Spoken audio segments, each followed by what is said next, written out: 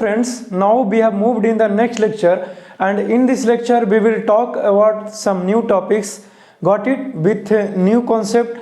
But make sure you have attended the previous lecture and then you are proceeding to this lecture. In this lecture we will cover the topic, and the name of the topic is that systems, environment and the isolated systems. Got it? If someone may ask you what is system, ये system का मतलब क्या हुआ? देखिए सिर्फ और सिर्फ मेरे साथ साथ सुनिए और आपको खुद ब खुद हर एक चीज़ का क्लियरिटी मिलता चला जाएगा, ठीक है ना? Now look into my eyes. Systems का अर्थ क्या होता है? आइसोलेटेड सिस्टम किसे कहते हैं? इन्वायरमेंट क्या होता है? हाँ मुझे पता है, आप समझ रहे हैं, वो मैं बातें नहीं करने वाला, ये ज्योग्राफी वाला इन्वायरमेंट की बातें नहीं करने वाला।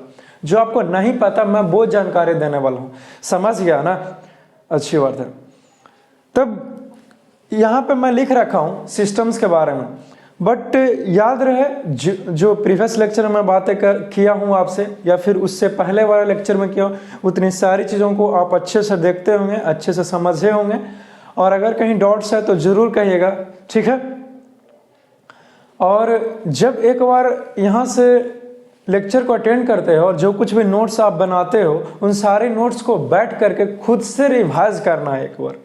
ऐसे नहीं हो कि बंद कर दिए, लेक्चर देख लिए, समझ गया, निकल गया, नहीं, आपको एक बार रिवाइज करना चाहिए उसको, समझ गए? और अगर कहीं कंफ्यूजन लग रहा है आपको समझने में, तो आप क्या करिए कि फिर से एक बार लेक्चर को अटेंड कर लिए, जहाँ पे प्रॉब्लम वहीं पे देखेंगे, फिर से देखोगे तब टाइम लगेगा ना, जहाँ पे कंफ्यूजन है वहीं पे उस चीज़ को दोबारा से देख लेना एक बार, समझ गया? I hope you are getting my point what I have told you. So these all things you must be keep in your minds, got it, got it. यहाँ पे बता रहा हूँ मैं आपको कि सिस्टम के बारे में। सबसे पहले सिस्टम जानते हैं कि सिस्टम होता क्या है, इसका डेफिनेशन क्या होगा, ठीक है? देखिए मैं यहाँ पे बताया हूँ कि it is the part of the universe in which we have a special interest, then this is called system.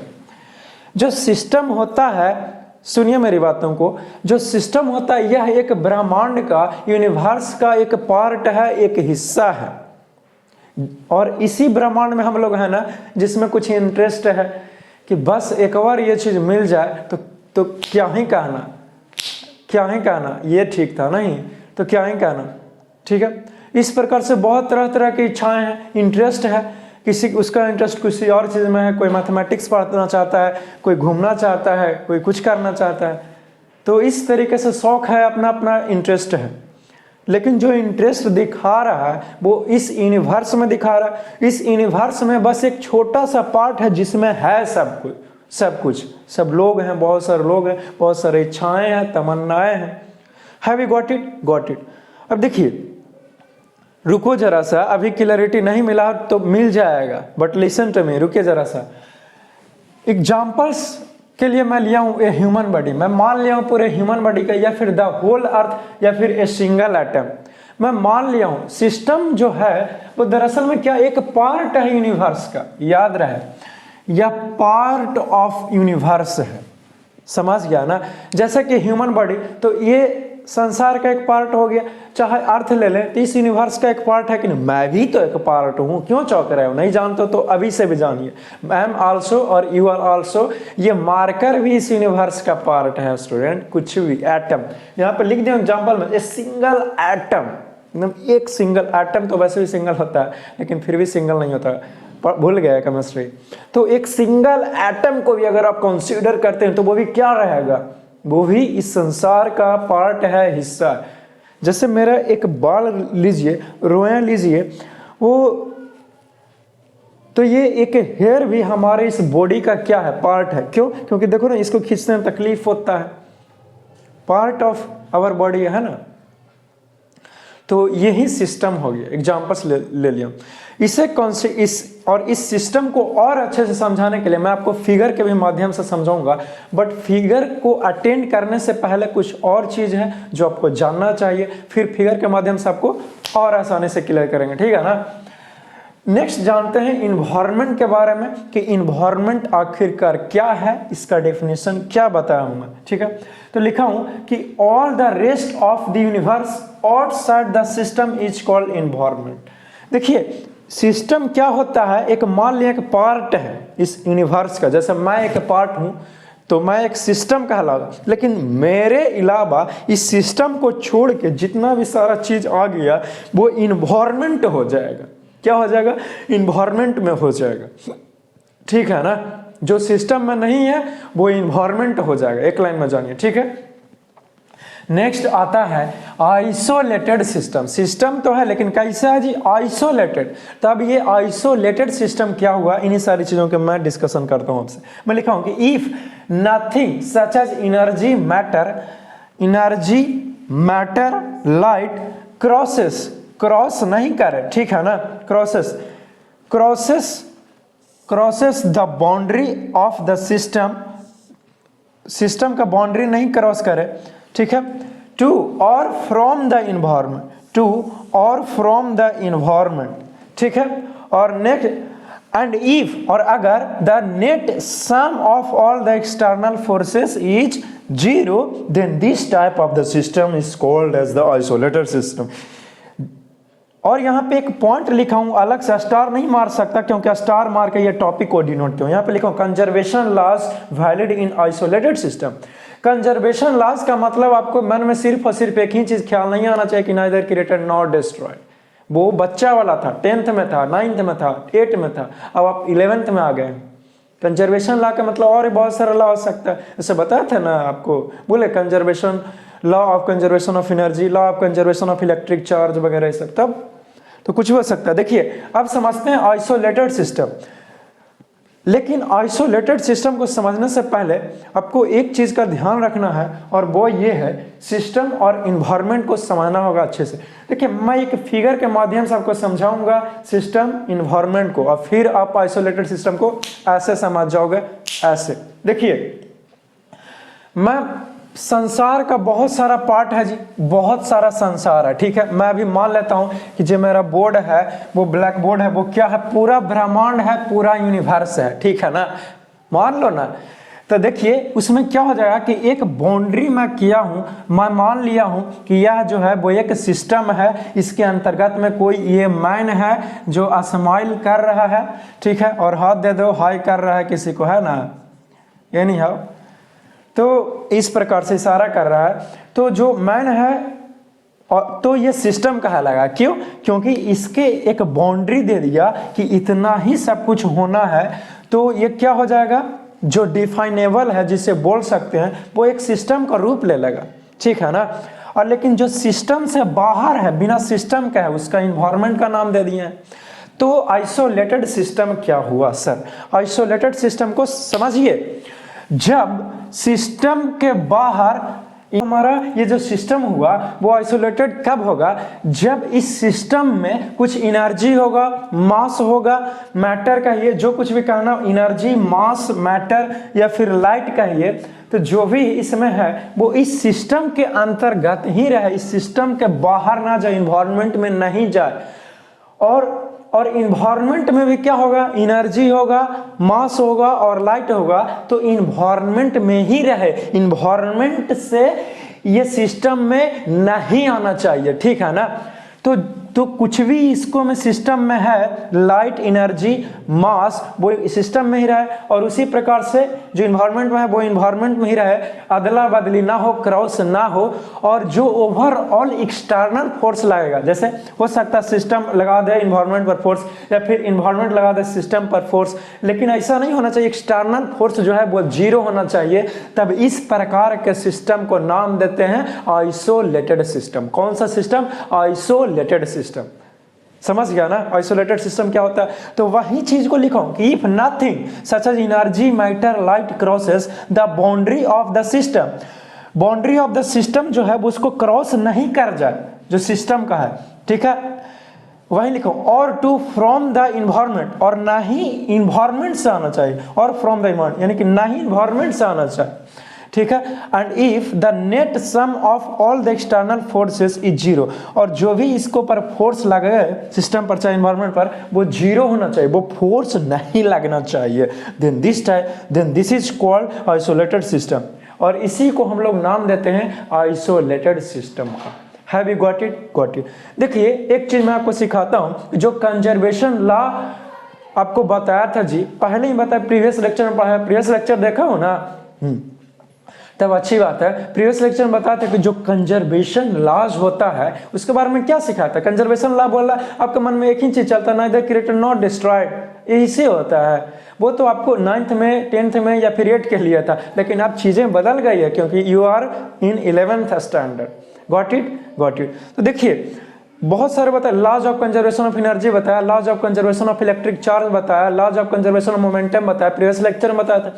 तो जो लॉ ऑफ कंजर्वेशन है या फिर कंजर्वेशन लॉ कहिए, वो वैलिड है यानी कि लागू होगा किस में, तो केवल और केवल आइसोलेटेड सिस्टम में। ऑब्जेक्टिव क्वेश्चन इसमें आ सकता है कि कंजर्वेशन लॉ जो है वो किसके लिए वैलिड है, किसके लिए मान्यता दिया गया है, तो बोलना है आइसोलेटेड सिस्टम के लिए। समझ गया ना, समझ गया, वेरी गुड। तो इस पॉइंट को क्या अंडरलाइन कर रहा हूं, सीधे इसको डबल टिक आउट कर देता हूं ताकि आप इसे ध्यान में रखेगा। इसको याद रखना, ऑब्जेक्टिव क्वेश्चन यहां से आ सकता है। तो सिस्टम, आई होप कि आपने सीखा होगा कि सिस्टम क्या है, इन्वायरमेंट क्या है, आइसोलेटेड सिस्टम क्या है। एनी कंफ्यूजन, किसी को क्लियर है? किसी को क्लियर नहीं है, माने कि किसी को दिक्कत है, समस्या है इसमें, बोलेगा नहीं ना? सभी कोई समझ गया? चलो अच्छी बात है, इसे नोट कीजिए ताकि मैं आपसे और भी, अब जो आपको पढ़ा रहा था इंट्रोडक्शन टू फिजिक्स या फिर फिजिकल वर्ल्ड, और भी बहुत सारी चीज़ है, लेकिन अभी जो चैप्टर्स को कवर कर रहे हैं, मेरा फर्स्ट लेक्चर देखे हो ना इसी का, units and physical world and measurement को, तो इसमें 4 से 5 चैप्टर्स में मैंने इसको क्या किया हूँ, डिवाइड कर दिया हूँ, और मैं आपको, ताकि चीज़ें आसान हो जाए आपके लिए। Got it? तो फर्स्ट चैप्टर जो है वो कवर कर लिया हमने, इंट्रोडक्शन टू फिजिक्स, फिर और नया चैप्टर्स आपके लिए लेके आएंगे। नहीं, इस लेक्चर में और ही सारी बातें करेंगे, मैं आपको बता रहा हूँ, क्वेश्चन से भी करते हैं, बट जो टॉपिक था इस चैप्टर में इंट्रोडक्शन टू फिजिक्स में, मैं सारी चीज़ों को कवर कर लिया हूँ। ऐसा कुछ भी नहीं कि मैंने आपसे छोड़ा है। अब क्वेश्चन आंसर करते हैं, अब समय आ गया, ठीक है। याद रहे कि जब मैं बहुत अच्छे से डिटेल में एनालिसिस कर लूँगा चैप्टर्स के बारे में, थ्योरी के बारे में, तो फिर एनसीईआरटी का जो क्वेश्चंस है फिजिकल वर्ल्ड एंड मेजरमेंट का, उसको भी मैं आपको सॉल्यूशंस करके दूंगा, एक्सप्लेनेशन करूंगा। Have you got it? Got it. But उससे पहले इतनी सारी चीज़ों को क्लैरिटी होनी चाहिए। आप इसे लिखिए, लिख लिए। Let us talk about the some concepts of questions. देखिए, जो भी कॉन्सेप्ट्स मैंने आपको दिया है, अगर आप मेरे हर एक लेक्चर को अच्छे से अटेंड किए हो और अगर नोट्स बनाए हो और उन सारी नोट्स को रिवाइज किए हो, तो जो भी आज मैं क्वेश्चंस करने जा रहा हूं, जितना हो सके तो उन सारी क्वेश्चंस को आप ऐसे सोल्व कर पा रहे होंगे। क्यों? क्योंकि जो भी क्वेश्चंस आज मैं करूंगा, डिस्कशन करने जा रहे हैं, उन सारे क्वेश्चंस का सॉल्यूशंस आपको ऑलरेडी नोट्स में मिल जाए। क्यों? क्योंकि उसी से बेस्ड ही है ये क्वेश्चंस। समझ गया ना? I hope. कुछ कॉन्सेप्चुअल क्वेश्चंस को डील करते हैं सबसे पहले, फिर वेरी शॉर्ट आंसर, फिर शॉर्ट आंसर क्वेश्चंस को करेंगे, और अगर टाइम मिला तो मल्टीप्लाई चॉइस क्वेश्चंस को भी मैं आपसे शेयर करूंगा। समझ गया? बट सबसे पहले कुछ कॉन्सेप्चुअल क्वेश्चंस है, इससे जानना बहुत जरूरी है ताकि आपका जो कॉन्सेप्ट है, बेस है, वो और अच्छे से कमांड हो सके। जैसे पहला क्वेश्चन यहाँ पे राइज हो रहा है कि what are the 2 main tools of physics, यानी कि फिजिक्स का 2 मुख्य टूल्स यानी कि हथियार क्या है। ठीक है, तो यहां पे लिखा हूं कि following are the 2 main tools of physics. पहला हो गया लॉजिक और दूसरा हो गया एक्सपेरिमेंटेशन। यही है tools of physics. Got it? फिर नेक्स्ट क्वेश्चन से लिखा हूं कि what is the drawback of classical physics, यानी कि जो क्लासिकल फिजिक्स था उसका क्या ड्रॉबैक है, क्या कमियां है। ड्रॉबैक का हिंदी होता है कमियां। तो यहां पे लिखा हूं कि following are the drawback of classical physics. Classical physics का कुछ निम्नलिखित ड्रॉबैक है। जैसे पहला में कि it does not work for the tiny world of the atoms. जो हमारा क्लासिकल फिजिक्स है, यानी कि ओल्ड फिजिक्स प्रायर टू 1890 को क्लासिकल फिजिक्स का नाम देते हैं। तो जो भी वो फिजिक्स है, उसका जो कॉन्सेप्ट है, वो छोटे छोटे एटम्स, मॉलिक्यूलर, इलेक्ट्रॉन, प्रोटॉन्स वगैरह, ये सब मेसो पोजिट्रॉन, ये सब की जब बातें करते हैं, चर्चा करते हैं, तो जो हमारा क्लासिकल फिजिक्स है वहां पे काम करना बंद कर देता है। समझ गया ना? अच्छी बात। तो ये पहला कमी हुआ कि नहीं हुआ, लेकिन मॉडर्न फिजिक्स वहीं अच्छे से डील करता, न्यूक्लियर फिजिक्स वगैरह इसे। Anyhow, it does not work for the objects travelling at a high speed. जो ये हमारा क्लासिकल फिजिक्स है, जो ऑब्जेक्ट हमारा बहुत तेजी से जा रहा है, कितना तेजी से, तो तकरीबन लाइट के स्पीड से या फिर उसी के नियर बाई। तो उसके लिए भी हमारा क्लासिकल फिजिक्स कोई एक्सप्लेनेशन नहीं देता है कि लाइट उतना स्पीड से क्यों जा रहा है, मॉडर्न फिजिक्स करता है। समझ गया ना। तो यही दो ड्रॉबैक है किसका, तो क्लासिकल फिजिक्स का। आई होप कि क्वेश्चंस जो है वो आपको समझ में आएगा। लॉजिक और एक्सपेरिमेंट जो है वो two main tools of physics है। समझ गया क्यों? क्योंकि जो भी फिजिक्स के बारे में आपसे बताया जा रहा है, जो भी लॉज आपको देते हैं एक्सपेरिमेंट, कुछ लॉजिक रहता है उसके पीछे और कुछ एक्सपेरिमेंट किया हुआ रहता है। बिना एक्सपेरिमेंट को कैसे कुछ भी बोल दे सकते हो, है ना। सबसे पहले इसीलिए न कहा गया कि पहले करके देखिए तब ना भरोसा कीजिएगा। एनी हाउ, तो इतनी सारी चीज़ों को आप नोट कीजिए। फिर से बहुत सारे क्वेश्चंस है तो उससे भी आपको सॉल्यूशंस करता हूँ, आपको सिखा this type of the questions. देखिए ये क्वेश्चंस है कि what is the importance of mathematics for physics, यानी कि मैथमेटिक्स का क्या महत्व है फिजिक्स में। वैसे तो बहुत महत्व है, क्यों? क्योंकि बहुत सारा मैथमेटिकल कैलकुलेशंस का इस्तेमाल करके फिजिक्स का जो रूल्स एंड रेगुलेशंस है उसको प्रूव करते हैं, जो भी करते हैं। तो और चलो जानते हैं, वो तो बताने की जरूरत नहीं है, लेकिन सुनिए आंसर क्या है कि the laws of physics are the results of observations and experiments. जो फिजिक्स का रूल है, लॉज है, वो किसके कारण है? तो कुछ ऑब्जर्वेशन यानी कि देखा गया है और कुछ एक्सपेरिमेंट का जरिया है। When these laws are expressed mathematically, लेकिन जब इस लॉज को मैथमेटिकल भाषा में एक्सप्रेस किया जाए, मैथमेटिकल फॉर्म में, then they do not have double meaning। जब फिजिक्स का कोई लॉज हो रहा है, चाहे किसी चीज को मैथमेटिक्स की भाषा में लिख रहा हूं, तो उसका मतलब दो तरह की बातें नहीं होगी, बल्कि चीजें सेम ही होगी, एक ही होगी, बट कहने का अंतर अलग। SEEC मीन्स देखना, और LOOK लुक मीन्स भी देखना होता है। सिनोनिम्स पढ़े होंगे आप इंग्लिश में, तो सेम होता है ना, बट बोलने का तरीका।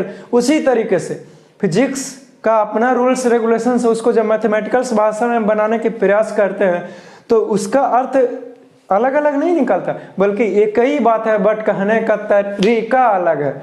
समझ गया ना, सेम होता है। दे आर इजियर, फिर आगे लिखा हूं कि when findings of nature are expressed mathematically, जब नेचर को खोज कर रहे हैं, जान रहे हैं, उसको मैथमेटिकल भाषा में एक्सप्रेस कर दिए थ्योरी के रूप में फॉर्मुलेट कर दिए उसको। They are easier to verify और डिसप्रूव बाय एक्सपेरिमेंट। ठीक है ना, तो वो क्या हो जाएगा, तो they are easier to verify और डिसप्रूव बाय एक्सपेरिमेंट। जब फिजिक्स का कुछ चीज़ों को मैथमेटिकल भाषा में आप उसको इंटरप्रेट करते हैं, एनालाइज करते हैं, तब उन्हीं सारी चीज़ों को एक्सप्लेन करना यानी कि साबित करना और डिसप्रूव करना, फेल कर देना हमारे लिए आसान हो जाता है। इसीलिए और मैथमेटिक्स का इस्तेमाल करके फिजिक्स को और अच्छे से स्टडी करते हैं। Have you got it? Clear होता है ना ये आंसर? किसी को कोई समस्या है? नहीं ना, चलिए अच्छी बात है। तो इसे नोट कीजिएगा। क्वेश्चन नंबर 3 है, fourth question, what is the difference between A theory and model. एक थ्योरी और एक मॉडल में क्या अंतर है? मॉडल बोल रहा हूं, वो जो फिटनेस मॉडल या फिर एक्टर मॉडल होता है, मैं उसकी चर्चा नहीं करने वाला, बल्कि फिजिक्स में मॉडल का मतलब कुछ और भी होता है। समझ गया ना? तो एक थ्योरी में और एक मॉडल में क्या अंतर है? वैसे तो मैं ये भी बताया था आपको कि लॉज क्या होते हैं, बट लॉ नहीं है यहाँ पे, थ्योरी है और मॉडल है। तो चलिए जानते हैं, let us see. A model is simple, model जो है बहुत ही आसान है। क्यों भाई? तो and provides a structural similarity to phenomena being study. Structural similarity to phenomena being study. तो जो मॉडल है हमारा, वो क्या बताया गया है कि मॉडल जो है वो सिंपल है और आसान है। ऐसा क्यों कहा गया? क्योंकि कुछ भी फिजिक्स का जो चीज है किस प्रकार से होता है, जैसे चलो जी ताजमहल को ऐसे बनाया जाए, रेड फोर्ट ऐसे बनाएंगे, बिल्डिंग ऐसे बनाएंगे, तो सबसे पहले हमारे माइंड में एक दिमाग में एक फिगर दौड़ता है, उसका एक स्ट्रक्चर दौड़ता है। ऐसे थोड़ी खड़ी कर देते हैं। किसी के माइंड में तो आया होगा सबसे पहला विचार, आया होगा ना। तब उसी प्रकार से जो हमारा मॉडल है, वो किसी चीज एक्सपेरिमेंट करना हो, किसी चीज का करना हो, फिजिक्स का नेचर के बारे में जानना हो, कुछ लॉज के बारे में, तो हम लोग उस एक स्ट्रक्चर वे में एक फिगर के साथ में, स्ट्रक्चर के जगह पर यहाँ पे स्लैश मार के फिगर भी लिख सकते हो, ठीक है ना।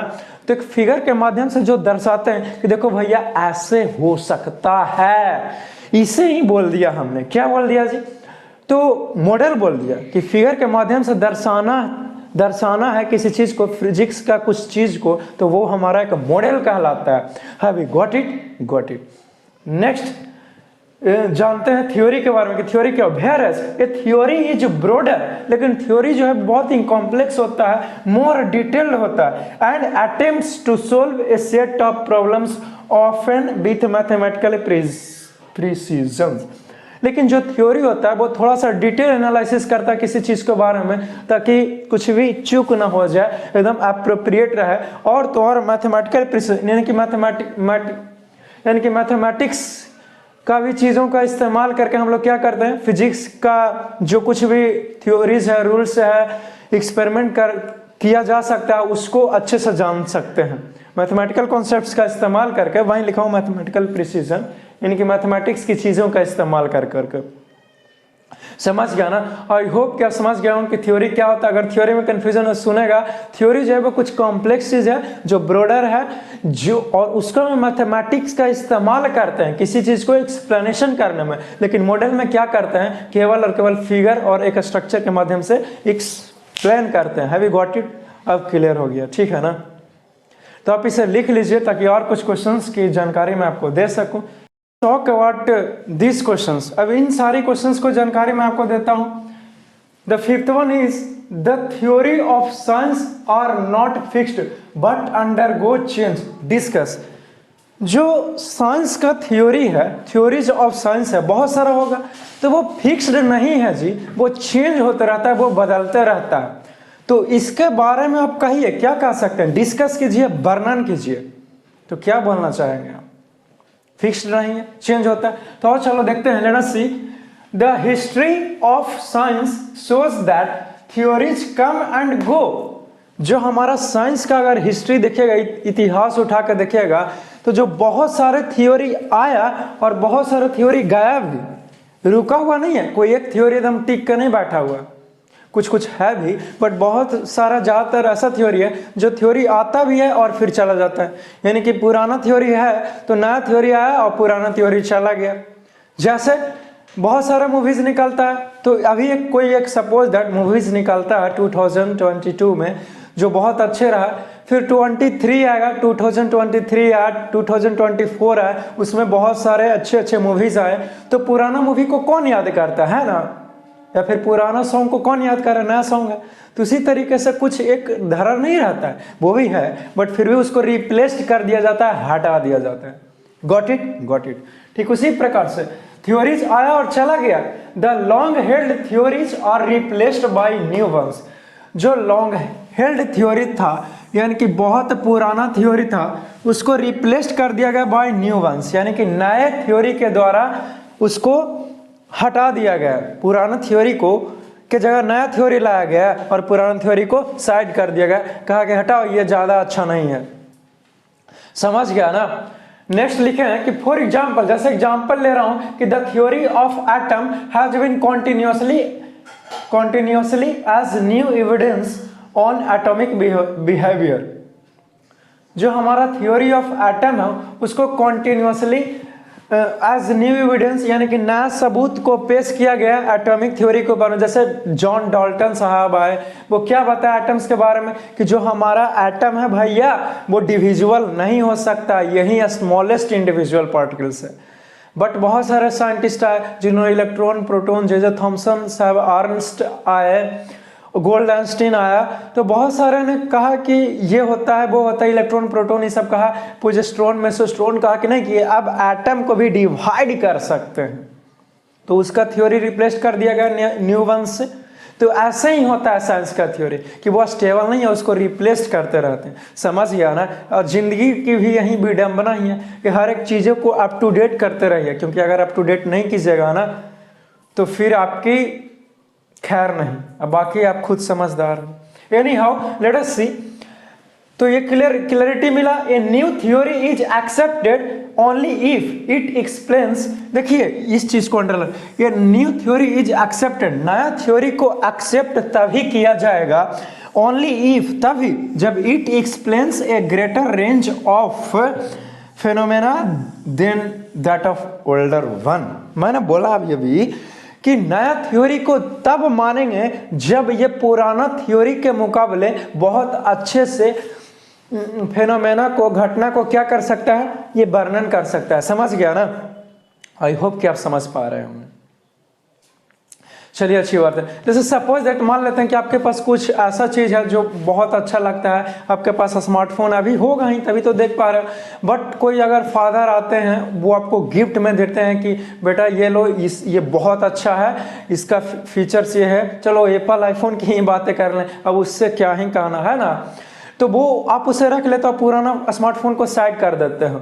हाँ क्या बोला, वहीं पर रखेगा, अरे उसको कम ध्यान देता है ना जी, और उसको इस्तेमाल करते हो नया वाले का। क्यों? क्योंकि पुराना स्मार्टफोन से जो नया स्मार्टफोन आपको गिफ्ट में मिला है फादर के द्वारा, वो बहुत अच्छा है, आईफोन मिल गया, और पहले आप एंड्रॉयड फोन का इस्तेमाल कर रहे हैं। तो ठीक उसी प्रकार से नया थ्योरी तब मानेंगे जब पुराना थ्योरी से बेस्ट रहेगा और अच्छे से चीजों को एक्सप्लेन कर सकता है। समझ गया ना? I hope you are getting my point. तो इस चीज को ध्यान रखिएगा, ठीक है? तो ये क्वेश्चंस का आंसर कंप्लीट होता है। Next questions, what is physics inherently simple, यानी कि जो फिजिक्स है वो एकदम बहुत ही आसान तरीके से ये सिंपल है, एकदम जेंटलमैन की तरह एकदम सिंपल है, शुद्धता है, सिंपलिसिटी है एकदम। ऐसा क्यों है? ये कहने का तात्पर्य क्या है? जैसे आप लोगों ने हिंदी में पढ़ा होगा कि इसका क्या तात्पर्य है, इसका भावार्थ ये करें, तो ठीक उसी प्रकार से स्टूडेंट यहाँ पे भी कि इसका क्या तात्पर्य है। तो और चलो जानते हैं। बताया गया कि ये क्यों इनहेरेंटली सिंपल, क्या है इसका मतलब, क्या हुआ तो जानिए।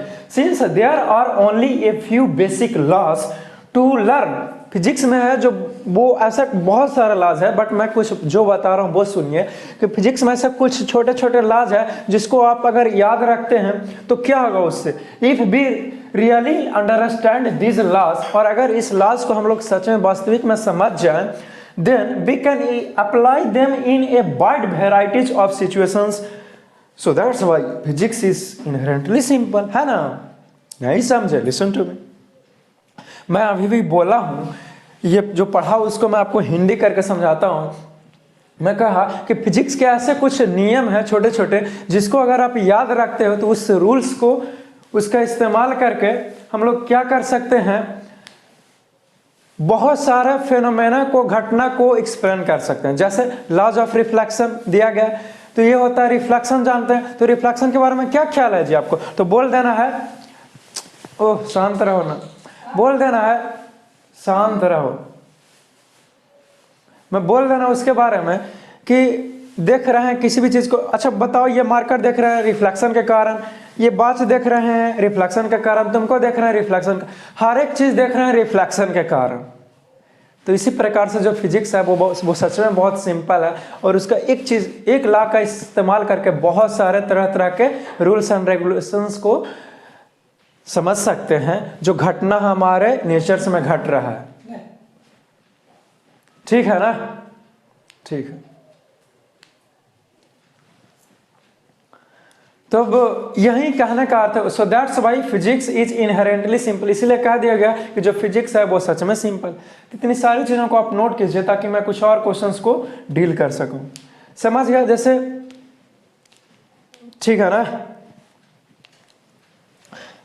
तो if we really understand this laws, कुछ लॉज को ही, there are only a few basic laws, इसको अंडरस्टैंड कर लेंगे तो क्या हो जाएगा, वाइड वेराइटी ऑफ सिचुएशंस में इस्तेमाल। इसे लिखिए, फिर कुछ और questions we will learn about this particular questions. अब इस क्वेश्चंस को डील करें, the last one. Then next question is that what are the laws of physics, यानी कि फिजिक्स का लॉज क्या है, इसके बारे में बताइए। तो मैं यहाँ पे बताया हूँ कि physics is the most basic science, जो भैया फिजिक्स जो है वो मोस्ट बेसिक साइंस है। अब मोस्ट बेसिक साइंस क्यों कहा गया है वो आपको पढ़ा चुके हैं थ्योरी में ही, जब आप हर एक चीज देखते आ रहे हैं। बताया था कि हर एक चीज में ही फिजिक्स का अप्लाई होता है, इसीलिए इसको मोस्ट बेसिक साइंस का नाम देते हैं। इट्स गोल, तो इस चीज को सबसे पहले ध्यान में रखें कि ये मोस्ट बेसिक साइंस का नाम दिया गया है किसको, फिजिक्स को ही, केमिस्ट्री को भी नहीं, नहीं बायोलॉजी को, नहीं मैथमेटिक्स, सिर्फ और सिर्फ फिजिक्स को। समझ गया ना, अच्छी बात है। अब its goal is to describe all phenomena in the physical world in terms of few relationships between the properties of matter and energy. और जो ये फिजिक्स का गोल है वो क्या करे, वो डिस्क्राइब करे फेनोमेना को, जो फिजिकल वर्ल्ड में, ये भौतिक संसार में जो कुछ भी आ रहा है उसको डिस्क्राइब करें, कैसे हो रहा है, दिन रात क्यों हो रहा है, ये क्यों हो रहा है, सूर्य के चारों तरफ अर्थ क्यों घूम रहा है, इतनी सारी चीजों को जानकारी मिलेगा। और भी बहुत सारा चीज इस प्रकार से जो हमारे फिजिकल वर्ल्ड यानी कि भौतिक संसार में हो रहा है, इन टर्म्स ऑफ किसके कंपैरिजन में, तो in relation between the properties of matter और, तो जो मैटर है और जो एनर्जी है उसका प्रॉपर्टीज को जब अध्ययन करते हैं तो बताया जाता है कि अच्छा इसका जो बिहेवियर है इस प्रकार से है और इसीलिए ये इस प्रकार से इंटरप्रेट करता है। समझ गया ना। इसी तरीके से फिजिक्स का बहुत सारा जो फेनोमेना घट रहा है वो लॉज के माध्यम से, नियम के माध्यम से, कानून के माध्यम से बताया जाता है, समझाया जाता है। Have you got it? Got it. तो these fundamental relations are called laws of physics. तो जो हमने मैटर और एनर्जी का जो रिलेशंस को इंटरप्रेट किया, एनालाइज किया, एक्सप्लेनेशन देने के लिए कि कुछ भी इन्वायरमेंट में, नेचर में ऐसा क्यों वो चीज हो रहा है, ये क्यों घूम रहा है, तो इसका ये प्रॉपर्टीज है, ये गुण है। तो इन्हीं सारी रिलेशंस को जो हमने कुछ दिमाग में चर्चा किया, डिस्कशन किया, तो इसी को नाम दिए हैं फिजिक्स का लॉ, यानी कि लॉज ऑफ फिजिक्स, यानी कि फिजिक्स का नियम, फिजिक्स का कानून। समझ गया? अच्छी बात है। और it is derived from a wide range of phenomena। और ये जो लॉ है वो ऐसे नहीं बोला गया, बल्कि बहुत सारा फेनोमेना को देख करके, ऑब्जर्व करके बोला गया कि नहीं यही लॉ है। ऐसी थोड़ी है कि एक बार देख लो, नहीं, बार बार वाइड वैरायटी ऑफ फेनोमेना को फॉलो कर रहा है कि नहीं कर रहा, तब कहेंगे कि लॉ है। समझ गया ना? समझ गया। Next questions, very interesting questions and be careful. Explain the terms fact and hypothesis. देखिए, फैक्ट का हिंदी होता है तथ्य, तथ्य, ता आधा था दीजिए फिर या दीजिए। फैक्ट का हिंदी हुआ तथ्य, ठीक है। और हाइपोथेसिस का मतलब हुआ काल्पनिक या फिर एजम्पशन, लिख सकते हो काल्पनिक,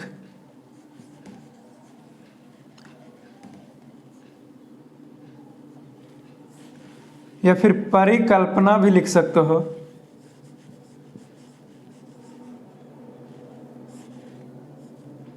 ये हाइपोथेसिस का हिंदी मीनिंग हुआ परिकल्पनिक, परिकाल्पनिक यहां पे लिख दीजिए, परिकाल्पनिक हुआ, ठीक है ना। यानी कि कल्पना वाली चीजें, एजम्पशन कर लिए, मान लिए हैं।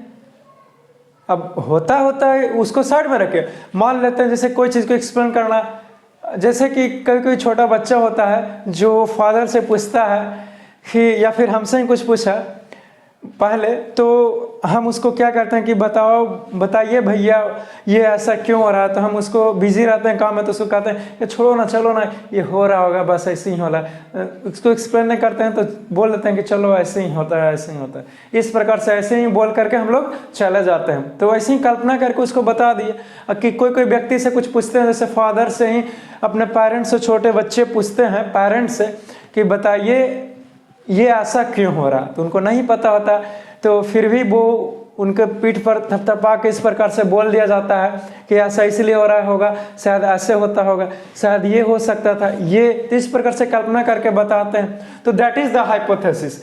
तो इसी तरह का चीजों को ही हाइपोथेसिस का नाम देते हैं। वो सही भी हो सकता है, वो गलत भी रहे, ये जम्पशन किए हैं तो कुछ भी हो सकता है ना।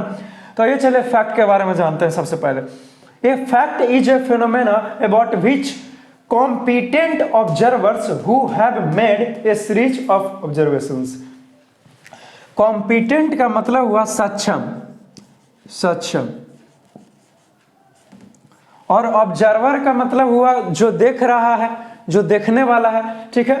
तो फैक्ट जो है वो एक प्रकार का फेनोमेना है, यानी कि घटना है जिसमें क्या होता है कि जो कॉम्पिटेंट ऑब्जर्वर्स, यानी कि जो सक्षम है देखने में, करने में, who have made a series of observations are in favor, जिसने सीरीज ऑफ ऑब्जर्वेशंस किया है, सीरीज ऑफ ऑब्जर्वेशंस जो है वो आर इन फेवर, यानी कि बार बार ऑब्जर्वेशंस को तह तक ले गया, बार बार देखा तो पता चला कि गलत पता लेके निकल गया, नहीं जी, पता ये चला कि जो हमारा जो चीज़ आ रहा है वो सच में वहीं आ रहा है, बार बार करते हैं लेकिन फिर भी वहीं आता है, बार बार करते हैं यहीं आता है, इसीलिए उसको फैक्ट का नाम दे दिया गया।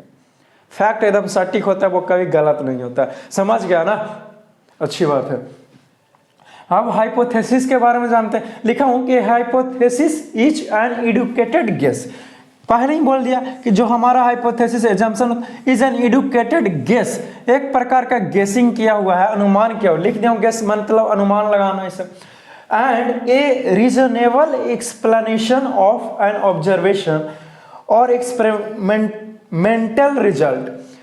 और ये जो हमारा हाइपोथेसिस है वो क्या है, एक रीजनेबल एक्सप्लेनेशन है और इससे बढ़ के कुछ नहीं, एक रीजनेबल एक्सप्लेनेशन देते हैं, यानी कि किसी भी चीज को एक छोटा सा एक कारण बताया सोच करके, जो हमारे पास नॉलेज है उसके माध्यम से कि ये ऐसा हो रहा है, ऐसा इसीलिए हो सकता है, समझ गया ना।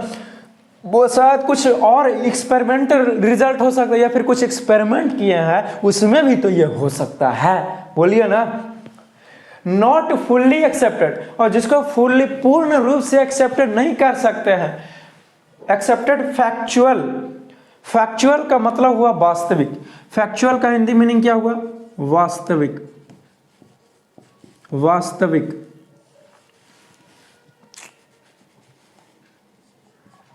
वास्तविक।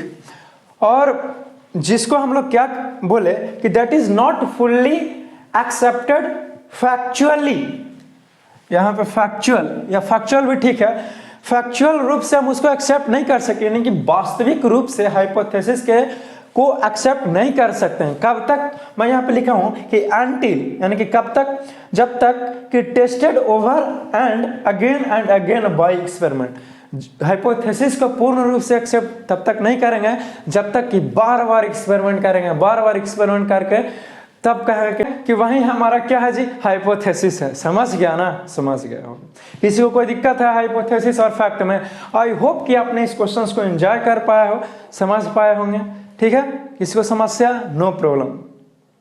तो ठीक है, बहुत सारे क्वेश्चंस को डील किया और हमने कुछ कॉन्सेप्ट को भी क्लियर किया है। तो यहाँ तक लगी पेशेंस बनाने के लिए क्या, बहुत बहुत शुक्रिया आप सभी को यहाँ तक लगी जुड़े रहने के लिए, बने रहने के लिए। ठीक है, आई होप कि आपको एंजॉय आता होगा क्लासेस करने के लिए, और ये बहुत सारी चीज़ों को मैं लेकर के आऊँगा, डिस्कशन करूँगा आपसे, बहुत सारे कॉन्सेप्ट को क्लियर करूँगा, क्वेश्चंस के साथ आंसर करूँगा और नए नए चैप्टर्स को डील करेंगे आसानी तरीके से। आपको नोट्स भी लिखाऊंगा और बताऊंगा भी हर एक चीज़ डिटेल में। समझ गया ना? बट आज के लिए बस इतना ही, फिर से मिलेंगे कुछ नेक्स्ट लेक्चर में नए अंदाज के लिए। तब तक के लिए मुस्कुराते रहना है। ठीक है, thank you for all, love you all.